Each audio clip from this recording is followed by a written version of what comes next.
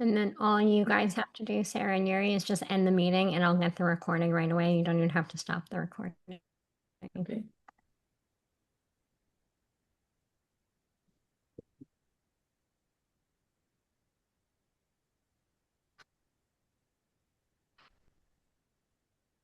So, should we get started or wait a little bit more, maybe? I usually wait till 1 minute after the hour. Yeah. I know Megan is hopping on too. We were on a different call.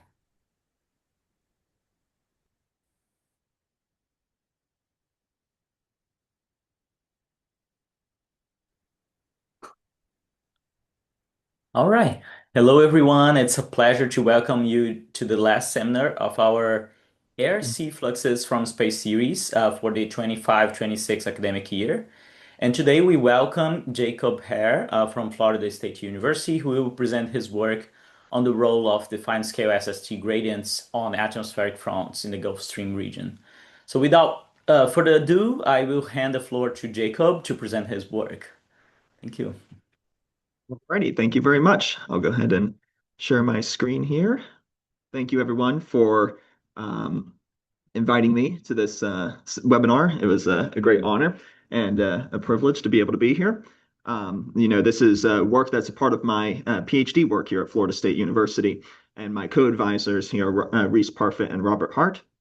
And I really want to thank our collaborators for this project, which are Robert Wills and Johannes Mahler of ETH Zurich. Without them providing the model and the guidance to be able to run the model for our project, this would not have existed. So thank you very much for that. But as stated, I'm going to be looking at really the role of the fine-scale Gulf Stream SST gradient on the development and structure of atmospheric fronts within the Gulf Stream region, and analyzing really the importance of those of the structure in relation to the Gulf Stream front. So first, I just want to give a little bit about me. I had my undergraduate degree in meteorology and atmospheric science from Penn State University. There's a picture of me doing a broadcast. In addition to research, I also like to do broadcasting, which is why I'll be, scribbling throughout this presentation as well, because I just can't help myself. I'm going into my fourth year PhD meteorology and atmospheric science student here at Florida State University. And really, my main interest specialties are forecasting and communications. So everything that we do in atmospheric science and meteorology, or observing the Earth system, should really be getting back to how can we make this a better forecast, and how can we better communicate this. Now, the research that I am talking about today is not really looking into the forecasting aspect, but it is important to be able to better understand these systems in the atmosphere to one day better lead to a better forecast. So that's really the whole point about everything that we do as meteorologists, right? So some of the key research questions that I do want to talk about here is, first, can the fine scale SST gradient perturb the time mean state of the Gulf Stream region through the atmospheric fronts? That's the most important part, right? Can the atmospheric fronts themselves perturb the time mean state by altering the fine scale SST gradient? So we're looking at the fine scale SST gradient to then perturb the atmospheric fronts, which then the atmospheric fronts perturb the time mean states. Now, this goes into our second question, which is, how does the fine scale SST gradient over the Gulf Stream front influence the structure and intensity of these atmospheric fronts? So these two questions really go hand in hand, which is, we identify the fine scale SST gradient over the Gulf Stream front. How does that actually impact the fronts themselves? And then how do those fronts impact the time mean state? We're going to be looking at two different model resolutions for our results, and it's going to be a low resolution and a high resolution, and it really just looks at how do these questions and these answers change based on the resolution of our model. Okay? So let's go ahead and dive into it. This is just a fun video looking at the systems that can occur over the Gulf Stream front of the United States East Coast. And this primarily happens during the winter time, where you have these large bomb cyclones, which are rapidly developing low pressure systems off the East Coast. And, it impacts millions of people from Florida all the way up to Maine that can get snow, wind, rain, even storm surge. And it's very important to be able to understand the features that are involved in these processes. But for us, we're specifically looking at the fronts within these storms, the cold front and the warm front, to see how the Gulf Stream might influence those parts of the storm systems. But in general, it's very important for public awareness to be able to better understand and forecast these systems. So cyclogenesis in general, it is a very complex puzzle, right? There are many moving pieces. And as meteorologists in atmospheric science, we get all fired up over all different types of dynamics within the storm system, right? So we learn all about these moving parts within the low pressure system. But one thing that meteorologists, I would say, take for granted is the Gulf Stream front, right? This is the pre-existing low-level SST gradient across the region that provides for really the energy, the baroclinicity for these low pressure systems to develop and for these low pressure systems to really rapidly strengthen. So this underlying piece of the puzzle is what we're going to be investigating today to see the role that it can play in developing these low pressure systems and specifically the fronts involved with them, right? So it is by no coincidence that whenever we take a look at the climatology of extratropical cyclogenesis on the left, we see that it is oriented largely with the western boundary currents. So over here in the Kuroshio currents, you have a local maximum of climatology where cyclogenesis is most frequent. Across the Gulf Stream region, you have a local max of, again, cyclogenesis across the Gulf Stream region. And whenever you look at the atmospheric fronts, they are mostly aligned, again, with the Gulf Stream front. So there is a direct influence that the Gulf Stream front can have on the atmosphere, but the research on that direct influence is partially not fully understood, right? So that is the objective, is to see why and how does the fine scale SST gradient and the Gulf Stream in general, how does it impact these atmospheric systems? So we do know by a famous paper of Minobi et al. 2008 that has tried to investigate some of the mechanisms for why the Gulf Stream front can influence the atmosphere. So over a time mean state, over the climatology, we see that there's a very interesting pattern that sets up where you have an area here in panel A and panel B where wind convergence is happening on the warm side of your Gulf Stream front. And you have wind divergence that is happening on the north side or the cold side of the Gulf Stream front. Now, if you were to just take a look at this, that is quite remarkable to see that the atmosphere is responding in this way to just a SST pattern, right? So the answer is, why is that the case? Well, the paper dove into the pressure adjustment mechanism to explain why this might be the case. The pressure adjustment mechanism says that the Laplacian of the SLP, which is here in panel C, this pattern is very similar to the wind convergence and divergence patterns in panels A and B.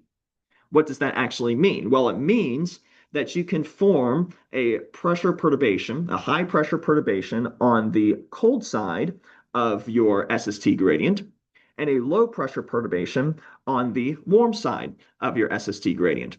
This pressure difference between the north side and the cold side of your SST front creates this cross-frontal gradient component in your near surface wind, this arrow here. And that is what creates this convergence on the south side of your Gulf Stream front. Now, this convergence leads to upward vertical motion, and you also see an enhanced band of precipitation in the time mean. Now, whenever we actually take a look at a satellite imagery, you'll see that we do not see this enhanced band of convergence and precipitation aligned with our Gulf Stream front, especially on the south side here, right? We don't see this intense band of precip that the pressure adjustment mechanism may suggest to have. In fact, what do we see? We see instead these weather systems that cross over the region, right? So here comes one here where you have a weather system developing over the continent and then it moves off to shore. And then that's where you see your precipitation. That's where you see your formation of your fronts. So one idea here is that the pressure adjustment mechanism does not adequately describe the day-to-day weather that would happen in this area. Instead, it is timescale dependent, where the pressure adjustment mechanism is looking at longer time scales, whereas the weather is looking at shorter time scales to be able to explain the real solution over the Gulf Stream region. Right. So what we should be looking at is actually how the Gulf Stream impacts the weather systems and the fronts to then impact the climate state. So really what we like to say is that the weather is a bridge to interpreting the climate, right? So Parfit et al. Of 2018 looked into this, and he simply just took all of the time steps over the climatology, all the time steps of the climatology, and broke it up into whenever a front was detected here, and whenever a front was not detected, and for every single time step. And what you see is that whenever an atmospheric front is detected, you have basin-wide convergence over both of the western boundary currents, which is opposite to what the pressure adjustment mechanism would suggest, that you would have the divergence on the north side, remember? Now, whenever an atmospheric front is not detected, you have basin-wide divergence, opposite of what, again, pressure adjustment mechanism would suggest, where you would have convergence on the south side. So what we are saying here is that the convergence and divergence is dominated by the fronts and not by this long-term mean pressure adjustment mechanism that you would form with a pressure gradient difference. So it is best to see how the fine scale SST gradients, how the Gulf Stream front impacts the weather systems to then impact the climate. Okay? So how does the Gulf Stream gradient actually impact the weather systems? Well, there are three main components to the Gulf Stream front that impacts the weather systems. And there is a whole lot of debate in atmospheric science on, which one is more important, and which one should be looking at for different aspects of the storm system. And personally, I believe everyone is correct, right? There is some portion of the weather system that is being influenced by some portion of the Gulf Stream front for everything, I believe. But it really depends on spatial scale, the scale that you're looking at. So the two pieces of the puzzle that we are looking at first are the absolute SST and the large-scale SST gradient, which is roughly 10 degrees of latitude. The large-scale SST gradient along your western boundary currents, this is going to be, for example, here off the west coast of Australia, over here towards the south of Africa, where you have these stronger SST gradient patterns over a large distance. This really sets up your large-scale baroclinic zone for why you can have the low-pressure systems form and the low-pressure systems that can rapidly develop in the region, right? It's this less statically stable environment. Your absolute SSTs, they are helping with your diabatic heating into the system themselves.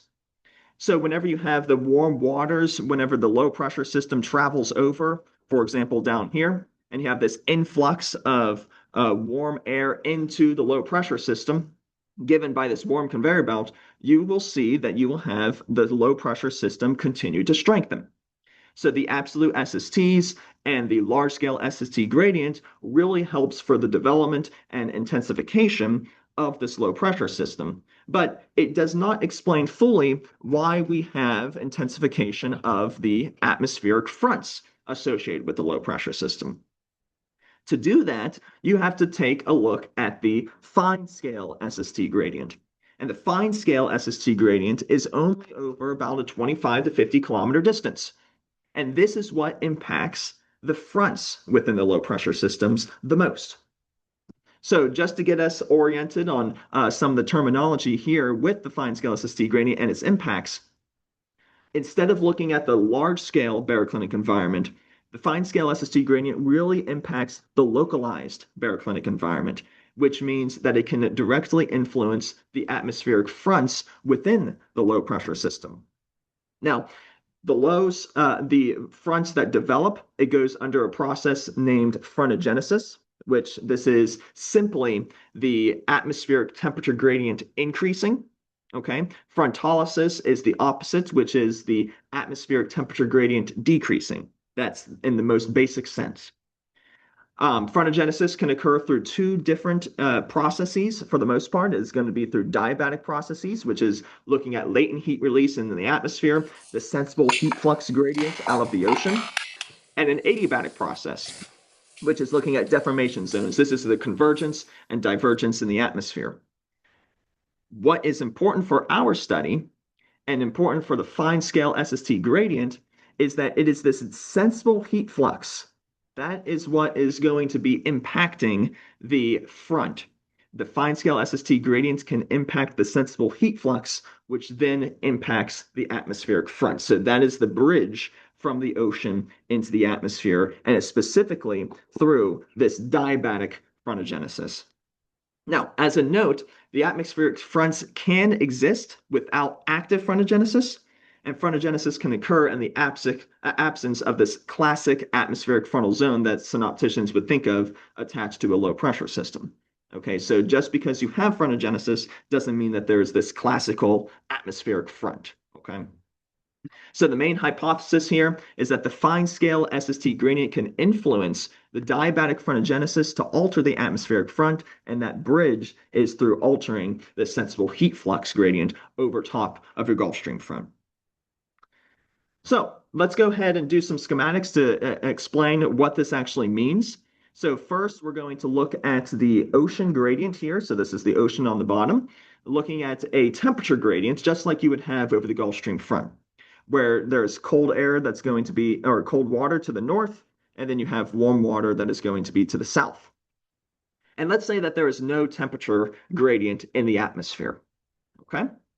So just by the warm water and the cooler water being present, you're going to have a sensible heat flux that can come out of the warm water that is going to be larger than the sensible heat flux that comes out of the colder water.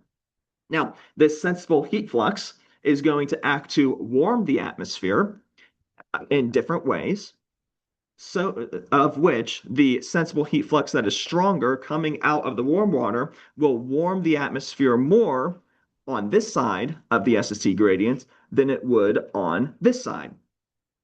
And just by the atmosphere being warmed in a different way, in different time frames, you're creating an atmospheric temperature gradient. And that atmospheric temperature gradient is the process of frontogenesis. Now, this particular front may not be a classical atmospheric front, but the sensible heat fluxes have created this temperature gradient in the atmosphere, right? Now, what happens whenever you have this fine scale SST gradient pattern where you have the low SST to the north and high SST to the south, and it's only over about a 50-kilometer distance? What happens whenever you have a low pressure system move over top of this fine scale SST gradient, such that you have a warm front that can become aligned with your fine scale SST gradient pattern? Well, whenever we look at the same schematic of our surface temperature SST gradient in the water, we have a warm front that comes over top of that fine scale SST gradient. You have your sensible heat fluxes that come out of the ocean into the atmosphere. It acts to warm the warm side of the front faster than it does on the cold side, which means you are increasing that temperature gradient, right? You are increasing the temperature gradient, which means frontogenesis, and that would likely strengthen the front. That's the hypothesis, right? Where a front moves over the fine scale SST gradient, sensible heat fluxes act to warm the environment on the backside, and then that would strengthen the temperature gradient and thereby strengthen the front.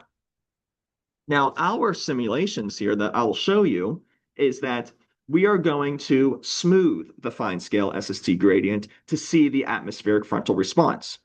So these are anomalies where you still have the cold side on this side and the warm side of the SST front on this side, but now we have warmed the cold side and we have lowered the temperature on the warm side.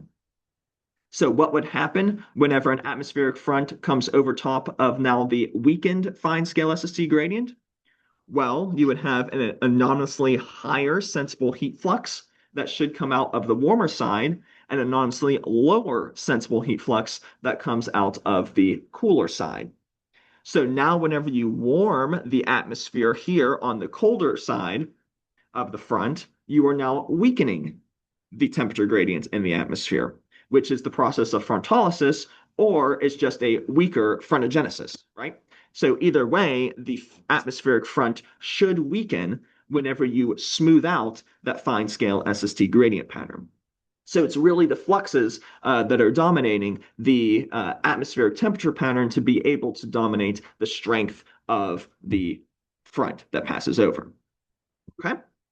So schematically, what this looks like is that we have this tight fine scale SST gradient, and all we do is that we smooth out the SST. So now you are broadening that gradient. Okay? So in the vertical, what does this actually look like? Well, whenever you have, for example, on our left here, this is to our north, so this is low absolute SST, and to our south is high absolute SST. So again, you have this higher sensible heat flux to the south.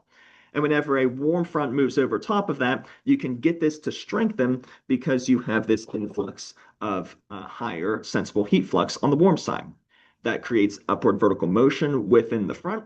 And then you have this diabatic heat release associated with the upward vertical motion. And then that can spin up the entire process of the front to rapidly strengthen.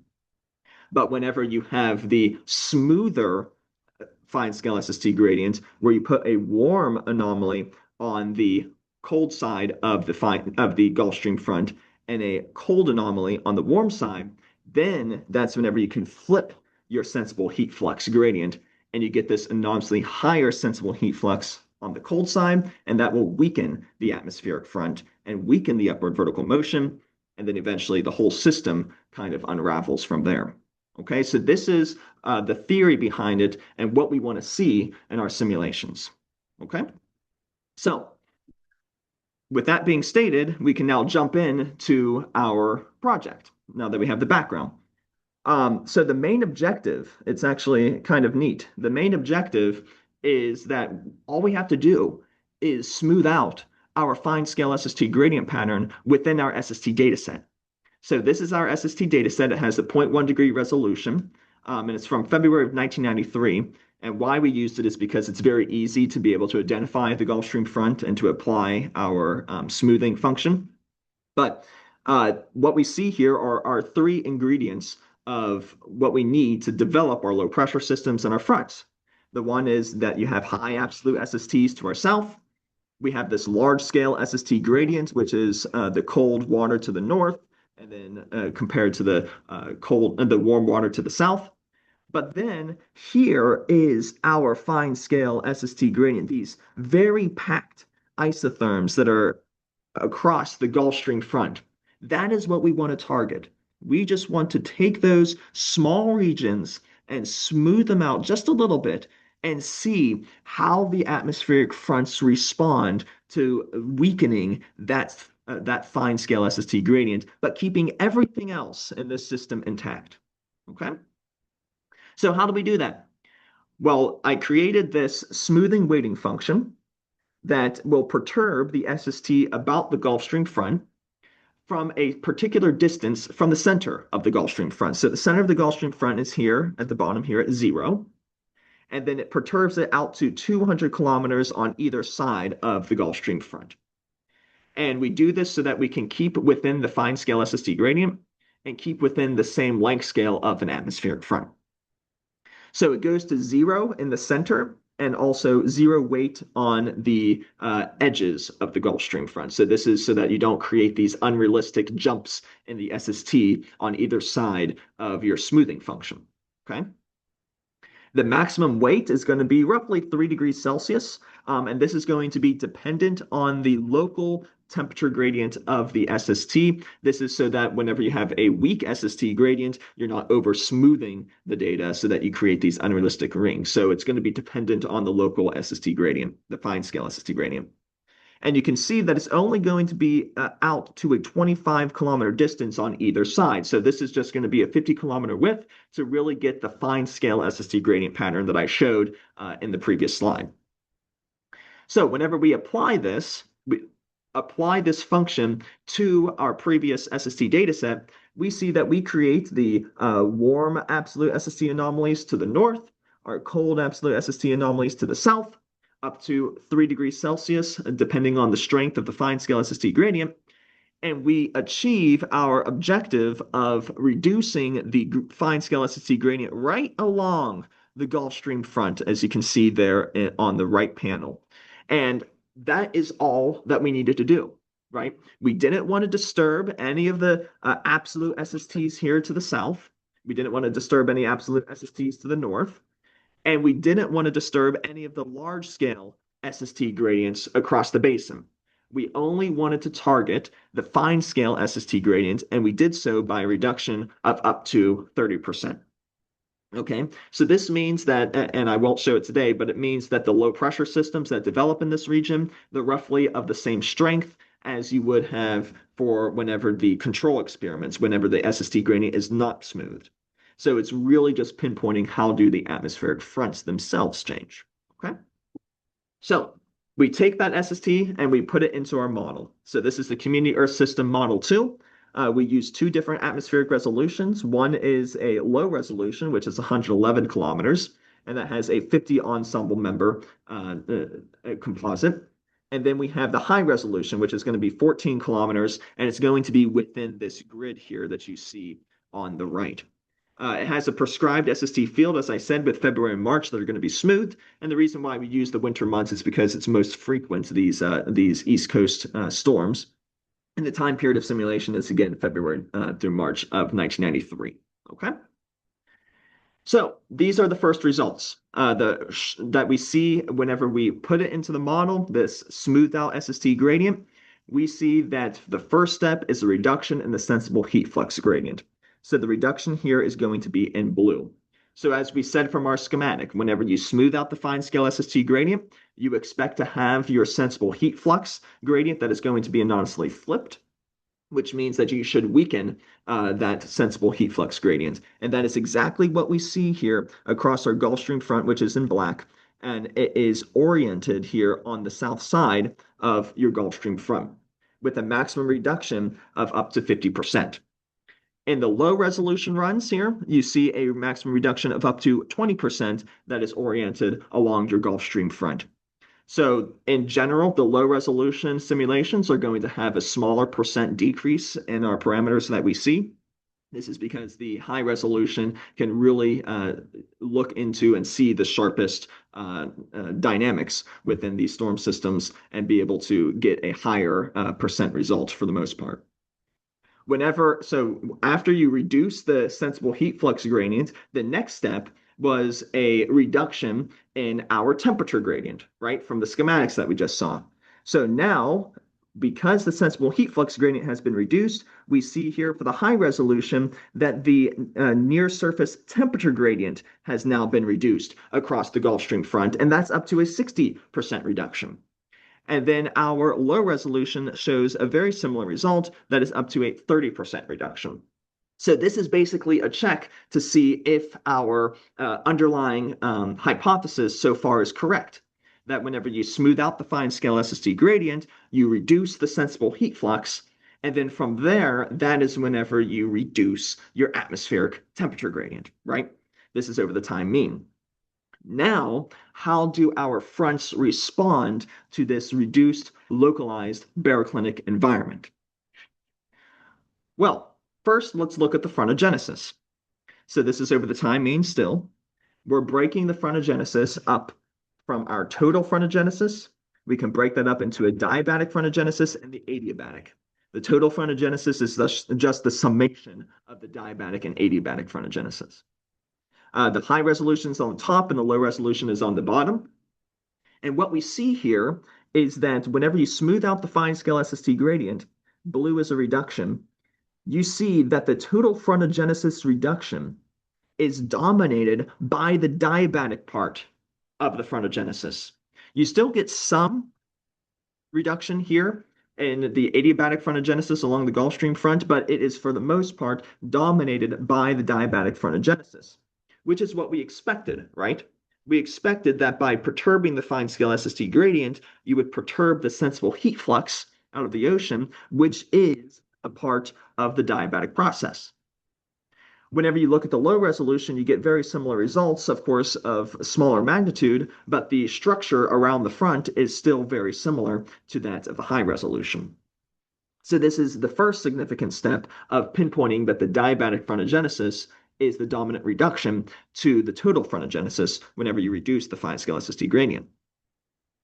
Now, how does this look for atmospheric frontal frequency? So we detect atmospheric fronts using the Parfit et al. 2017 frontal detection algorithm. In blue here is the reduction of those atmospheric fronts. And we see that up to about a 10% reduction in the climatology, there is a reduction along the Gulf Stream front that extends on the south side of the Gulf Stream front. Now, the reason for why it is more prominent on the south side is because there is a time dependence whenever these fronts move over top of the Gulf Stream front, that you'll get a lag in the atmosphere that is now to the south side or the warm side of the Gulf Stream front. And that is really picked up in the high resolution. The low resolution doesn't pick that up as well, but it still gets the fact across that the frontal frequency across this region has now decreased. Now, what we can do is that we can break the time steps up into whenever fronts are detected and whenever fronts are not detected to try and pinpoint the perturbation to the fine scale SST gradient just to the frontal time steps, much like what I showed in the previous papers with Minobi et al. Over the time mean. And what we see here is that the near surface divergence or the convergence around time steps whenever fronts are detected, you see that over the time mean state, there is a strong reduction of convergence around the Gulf Stream front for whenever fronts are detected. Now, you still see some reduction in that convergence for whenever fronts are not detected in the high resolution, but that is mainly dominated by the time steps for whenever fronts are detected, which means that in the high resolution, it's suggesting that the fine scale SST gradient is directly impacting the frontal time steps, and then those frontal time steps directly impact the time mean state. However, for the low resolution simulations actually show an opposite picture. They show that the reduction in the detection of fronts actually occurs whenever a front is not detected. The reduction along the Gulf Stream front occurs whenever the fronts are not detected in the region. So, what does that mean? It means that whenever you have, low resolution climate models of a degree or coarser, they could be picking up the wrong signal for whenever you are changing the fine scale SST gradient. It could be looking at things that are changing basically in the background and not contributing to it the atmospheric fronts themselves. You see the same solution here for the vertical velocity difference. The vertical velocity, whenever you have a reduction in your near surface wind convergence, you expect to have a reduction in your vertical velocity over top of the Gulf Stream front. Now, this is not as strong of a difference between the detected and detected time steps.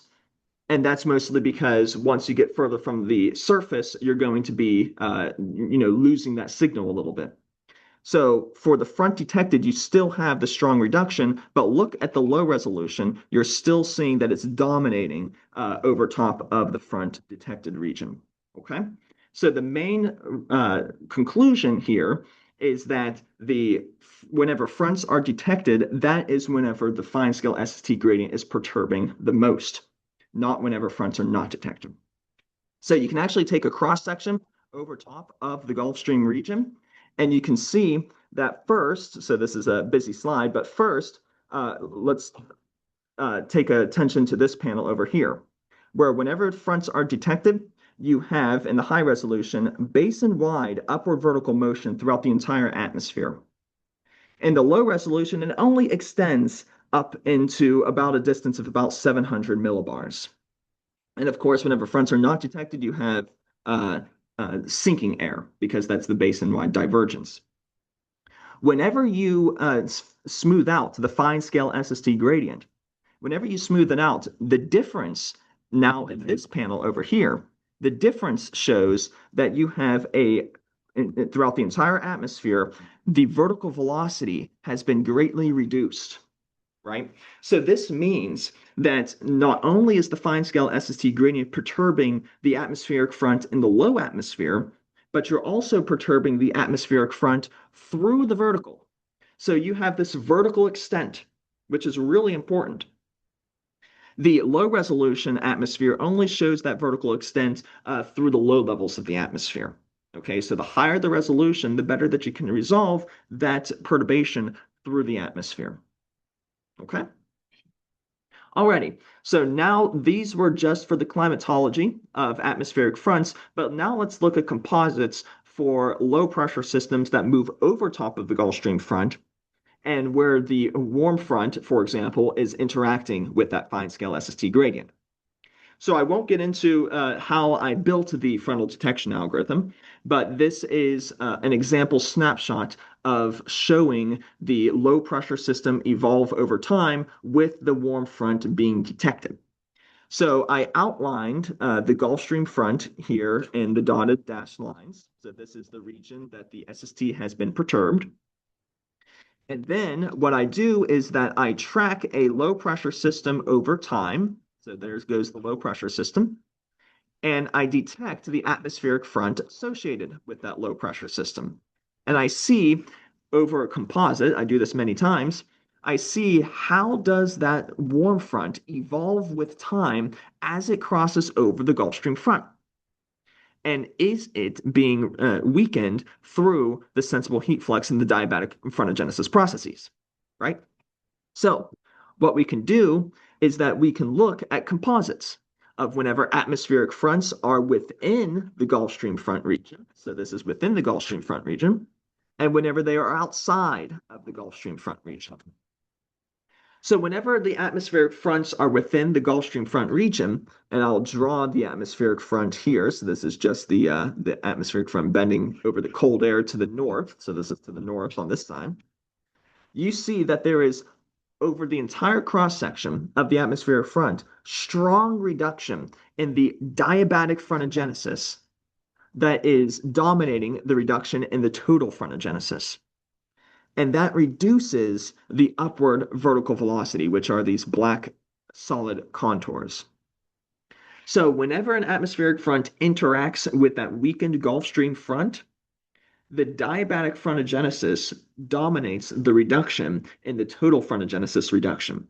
You still get some significance of the adiabatic convergence at the surface that is reduced, but that is nowhere near the strong reduction that you would see in the diabatic frontogenesis. Okay? Once the front leaves the Gulf Stream front region, then that is where you can get this adiabatic response that begins to pop up within the front. You still get some diabatic frontogenesis decrease, but now you are starting to get that adiabatic response. So basically what is happening here is that as the front moves over top of the Gulf Stream front region, it interacts with that weakened localized baroclinicity because you have weakened the sensible heat flux gradient, and then that begins the unraveling process. It begins to weaken or it doesn't strengthen as fast through initially the diabatic part. And then it goes through its adiabatic part where it reduces as well.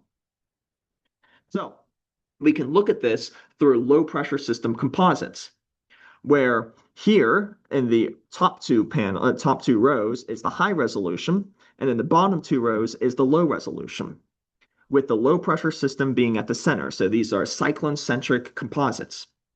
The warm front extends out to the right side of the low pressure system. And what we see in the life cycle composites, first with bomb cyclones, the rapidly developing low pressure systems, we see that there is a strong reduction to the frontogenesis within the warm front because it becomes aligned with the SST gradient best. However, the funny part here is it's with the adiabatic frontogenesis. The adiabatic frontogenesis is showing up the strongest reduction and not the diabatic frontogenesis in the life cycle composites. Why is that the case? Well, the theory is that the life cycle composites most of the time is going to be outside of the Gulf Stream front. So that means that whenever you are analyzing low pressure system life cycle composites and trying to diagnose the Gulf Stream front influence of it, you have to be particularly careful of where you are analyzing the low pressure in relation to the Gulf Stream front. Over top of the Gulf Stream front, we just saw that you would have a strong diabatic frontogenesis reduction. But whenever you look at life cycle composites, you're seeing the downstream effect. You're seeing the strong reduction in the adiabatic frontogenesis, which was initially caused by the diabatic frontogenesis decrease. This is the same thing for whenever you look at cross sections of the atmospheric warm front. Here, the adiabatic frontogenesis, yet again, is dominating the reduction in that warm front.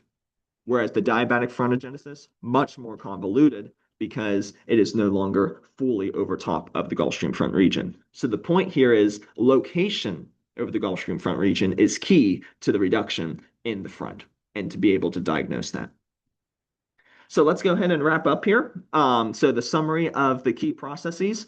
So first, we showed that by weakening the fine scale SST gradient, it has reduced the cross-frontal sensible heat flux gradient, thereby reducing the localized baroclinic environment through the reduction of the atmospheric temperature gradient. Whenever the atmospheric fronts come in and interact with the Gulf Stream front, you are now weakening that atmospheric front through the diabatic processes. And whenever you look at life cycle composites of extratropical cyclones, they show primarily the downstream effect, that being the adiabatic response to the initial diabatic reduction. Okay? So what needs to be done? Well, observations. We have very few good observations at looking at the sensible heat fluxes around the Gulf Stream front. So the sensible heat fluxes are very important, as the presentation has shown, in setting up the localized baroclinic zone for whenever these fronts come over top of it. So by getting better observations, we can get to a better sense of how these atmospheric fronts respond to that sensible heat flux gradient, which ultimately, as I said in the beginning, can lead to better forecasts. So that is all that I have for today. I thank everyone for listening, and I enjoy any questions/conversations. Thank you very much, Jacob. We are now open for questions. If anyone have a question, you can either unmute yourself or post your question on the chat.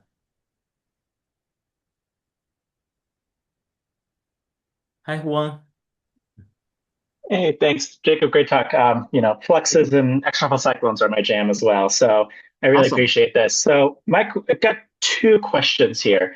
One, why sensible heat fluxes and not latent heat fluxes? Because typically sensible heat fluxes are usually lower in over the oceans. And then another thing too, it's just I've also been chasing, digging, trying to find the connections between the fluxes and how it impacts cyclone development and all that. So one thing I'm curious about is like when we see stronger cyclones, we see weaker fluxes in the warm sector because again, you're having a warm and moist warm conveyor belt right over a warm and moist ocean surface. So I'm really curious of how all those dynamics really play. But yeah, first, the latent heat fluxes and then, or why not latent heat fluxes? Or maybe you're trying to look at both down the line. And then also just making those connections between sometimes, the negative fluxes that we sometimes see in the warm sector. Right. Yeah, I'll start with the warm sector and the warm conveyor belt. And that's a good point. And I didn't talk about it here, but the warm conveyor belt is also a piece of the puzzle because it also provides for a lot of the latent heat release that you would see a little bit above the boundary layer, right? So this would provide for, the intensification of the front itself just by the latent heat release in the environment, and that kickstarts, the development of the front. And in fact, I'm looking at the solar Eliason equations to be able to diagnose the primary forcing to the secondary circulation of the front. And what we see is that the warm conveyor belt can act to strengthen the front through that diabatic latent heat release, but the frontalysis from the enhanced sensible heat flux out of the cold sector side of the front really perturbs the lower level parts of the atmosphere. So you kind of have the enhanced sensible heat flux in the low atmosphere that really impacts the frontalysis, but then you still have that warm conveyor belt adding in with the diabatic heat release that can also kind of be in an opposite effect. So they kind of can compete against one another in a sense. As for the latent heat flux, yes, there's definitely we can look into that. Traditionally, we've always just looked at the sensible heat flux, and that's most strong whenever you have for example, the temperature difference between the atmosphere and the ocean, especially on the cold continental air. So that can definitely be sometimes strong with these very strong low pressure systems. But yes, latent heat flux is also important in these systems. However, we do not look at them as much, but we certainly will in the future. Yeah, awesome. Thanks. Yep. Any other questions? Hi, Sarah.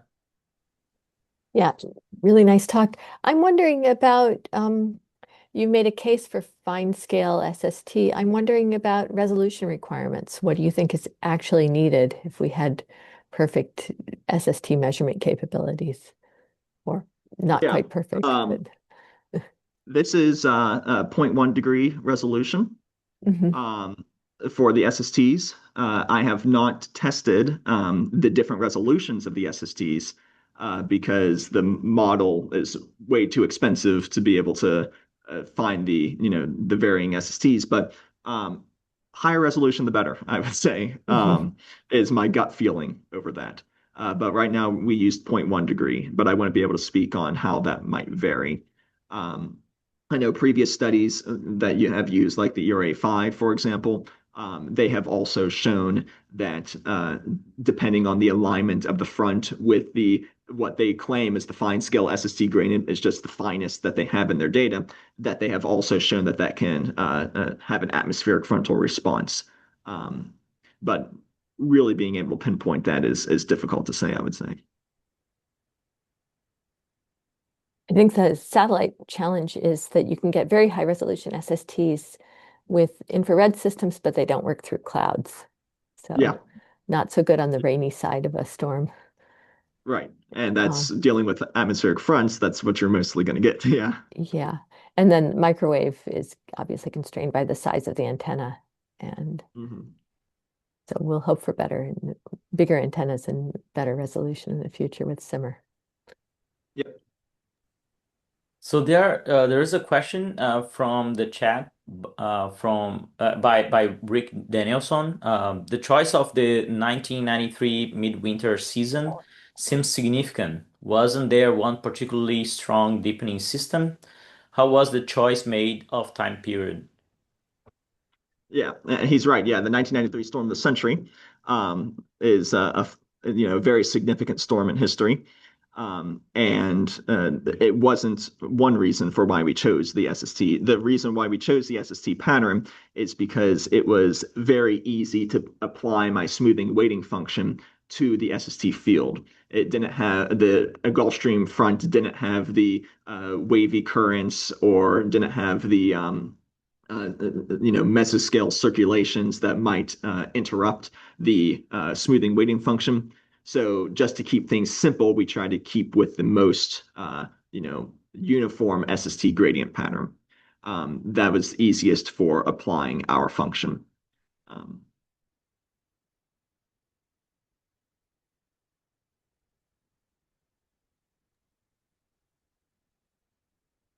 Yeah, so I have a question. Actually, can you explain better about the weighting function? How do you chose the different parameters there, and how it compares to any other smoothing method that could be applied? I know that you're trying to target a specific scales, but there are other ways to do that. And so I was just wondering, yeah, I mean, I'm pretty sure that you have tested also all the methods. I mean, if you came up with this idea, but can you maybe bring that up? Yep. Yeah. So the reason why we chose this specific smooth, or why I created this specific smoothing weighting function, was that you're right. We really wanted to target just the fine scale SST gradient. So the first parameter was the distance parameter, right? So we didn't want to extend too far away from what our fine scale SST gradient was, which was about 200 kilometers on either side, with the maximum perturbation being about 25 kilometers on either side. So that would solve the fine scale SST gradient, but then it also is in the same cross width as that of an atmospheric front. So you kind of want those to be about the same size as well. I The see. main point and the main difference from previous studies is that we are not perturbing the absolute SST that is going to be far from the Gulf Stream front. So the large scale absolute SST is still intact. The large scale SST gradient is still intact, which is why we still see these low pressure systems that still rapidly develop of the same strength, but it's the fronts themselves that are now changing. So you're Mm. kind of perturbing a part of the Gulf Stream front to be able to see a certain part of the storm system react to that.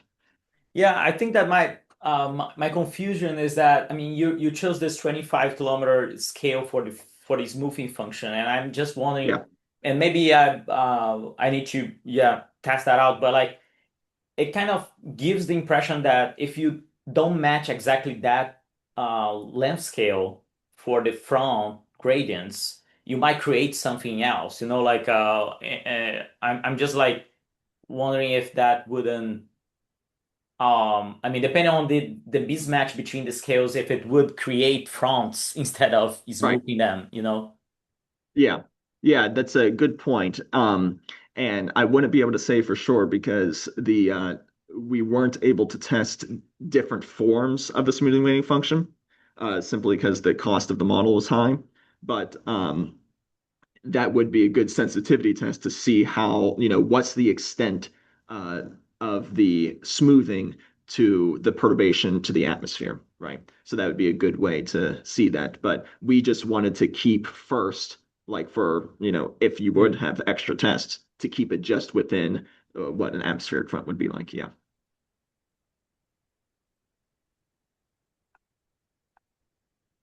Any other questions? So there is a question from Karan Chowdhury. I'm wondering, you use a constant map of SST values per month, right?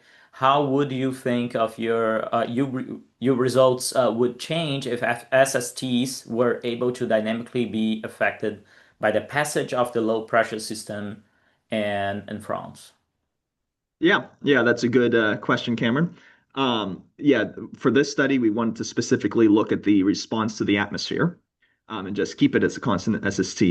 But if you were to have a dynamic SST pattern, it would be hard to see, the direct influence to the atmosphere because there's another part changing, right?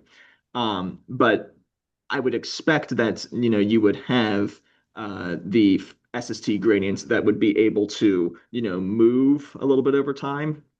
And you would have that response back down to the ocean.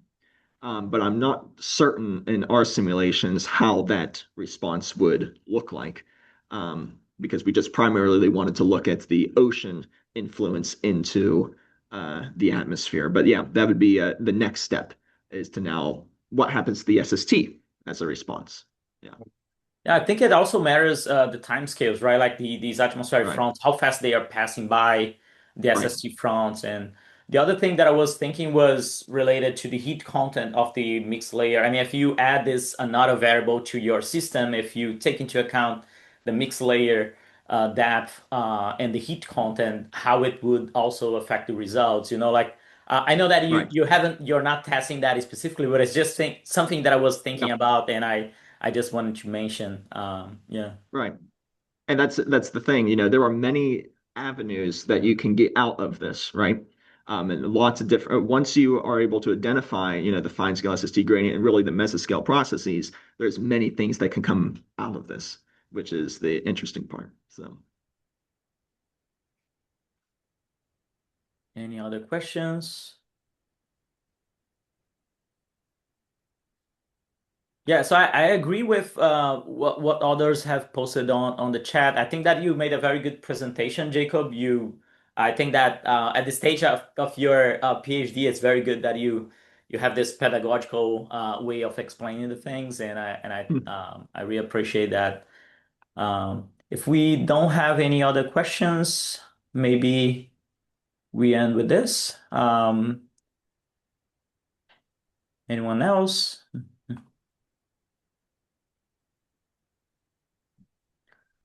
All right, so let's thank Jacob again, and see you in the next season. right. Yeah, thank you everyone for inviting me. Thanks very much. You.